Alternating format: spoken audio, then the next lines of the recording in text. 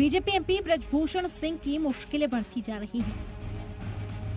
Wrestling federation of India के साबिक सदर ब्रजभूषण सिंह पर अब नेशनल ग्रीन ट्रिब्यूनल एनजीटी ने शिकंजा कसा है।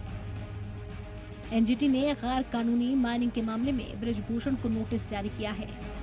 एनजीटी ने कैसरगंज एमपी के खिलाफ गैर कानूनी रेत माइनिंग मामले में मुश्तरका कमेटी को जांच करने का हुक्म दे दिया है। कमेटी को 7 नवंबर तक अपनी रिपोर्ट दाखिल करने का वक्त दिया गया है। वहीं इस मामले में एमओईएफ, सीपीसीबी, राष्ट्रीय स्वच्छ गंगा मिशन और यूपी पॉल्यूशन बोर्ड की मुश्तरका कमेटी गैर कानूनी माइनिंग और ओवरलोड ट्रकों से इलीगल ट्रांसपोर्टेशन से माहौलियात के नुकसान की जांच करेगी। एनजीटी ने हिदायत दी है कि कमेटी फील्ड मुआयना कर अपनी जांच रिपोर्ट दाखिल करेगी। दरअसल एनजीटी से शिकायत की गई है कि गोंडा में गैर कानूनी माइनिंग, ओवरलोडेड ट्रकों को चलाने से ट्रांसपोर्टेशन, एनवायरमेंटल, सड़क, पुल को नुकसान पहुंच रहा है। इसके बाद एनजीटी एक्शन में आई। इसके बाद एनजीटी ने गैर कानूनी माइनिंग 700 ट्रकों के नकलो हमल पर रोक लगा दी। बताया गया है कि 3 गांव में गैर कानूनी माइनिंग हो रही है। यहाँ से निकाले जा रहे मिनरल इलीगल फॉर्म में बेचे जा रहे हैं।